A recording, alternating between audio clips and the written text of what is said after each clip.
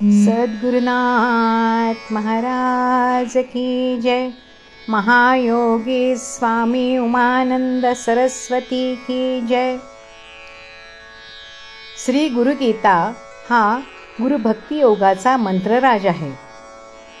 कलियुगात संसार सागर तरून जाण्यासाठी हा महामंत्र गुरुदेवांनी स्वाध्याय म्हणून दिला आहे. श्री गुरुगीतेतील संस्कृत श्लोकांचा अर्थ महायोगी स्वामी उमानंद सरस्वती यांच्या श्री गुरुगीता अर्थेश्वरी या विवेचनाच्या आधारे आपण जाणून घेत आहोत. आजचा श्लोक आहे 50.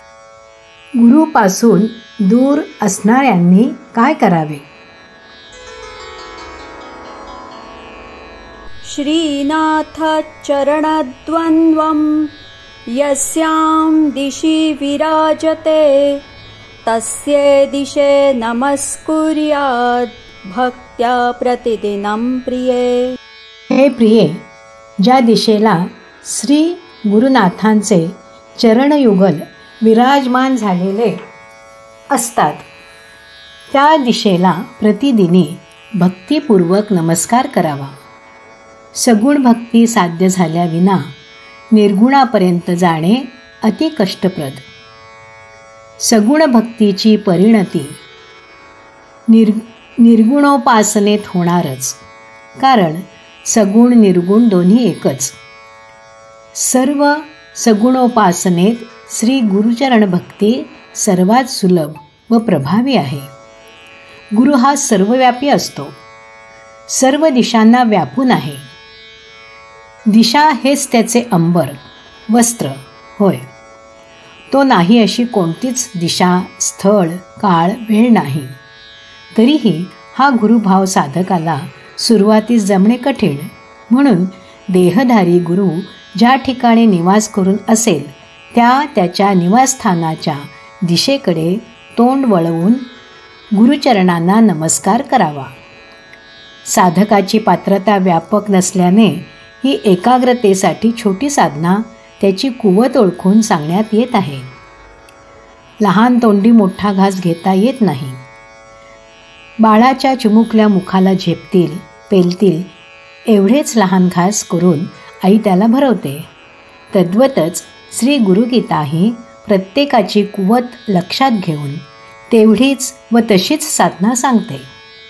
पुन्हा श्री गुरुचरणा नमस्कार करायचा तो मोठ्या भक्तिभावाने करायला हवा, तरच त्याच्या योगासाठी उपयोग होणार. भाव हा मनात भावित झाल्यावर बाह्य आचरणात प्रभावित होतो. देहाने केलेला नमस्कार साधकाच्या स्थूल दृष्टीने दूर विराजमान झालेल्या चरणांना स्पर्श करू शकणार नाही.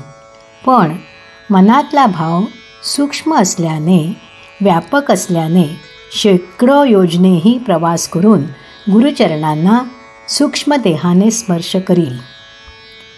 देहापेक्षा मन सूक्ष्म. भावाचा अभाव असतो, प्रभाव नसतो.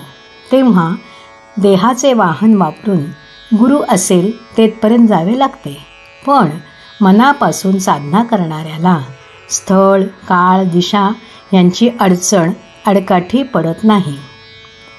मानसपूजा सर्वात श्रेष्ठ व सत्वर फलदायी ठरते. भक्तीचा जिव्हाळा नसेल तर नुसत्या बहिरंग साधनेला अर्थ येणार नाही, सार्थकता होणार नाही, सारे श्रम व्यर्थ होतील. ती केवळ शारीरिक कवायत होईल. गुरुपुढे वर्षानुवर्ष लोटांगणे घातली, अंग लोटून दिले, तरी जोपर्यंत कुंडलनी जागृतीने सर्वांग, अंगोपांग, प्रत्येकांग सहस्राराकडे झोकले जात नाही, पिंडानेच पिंडाचा ग्रास होत नाही, तोवर बाह्य लोटांगणाला काहीही अर्थ नाही. तसेच गुरुचरण वंदन प्रतिदिनी व्हायला पाहिजे असे हा श्लोक सांगतो. व्यवहार प्रपंच सांभाळून गुरुभक्ती करणाऱ्याला दिलासा देणारा हा श्लोक आहे.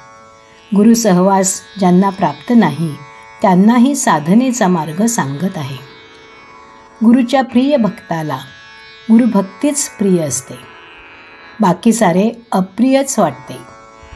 प्रतिदिनी गुरुला वंदन केल्याखेरीज त्याला कसे राहवणार?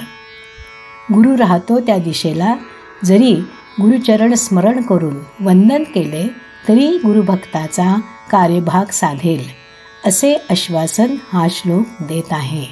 सद्गुरुनाथ महाराज की जय.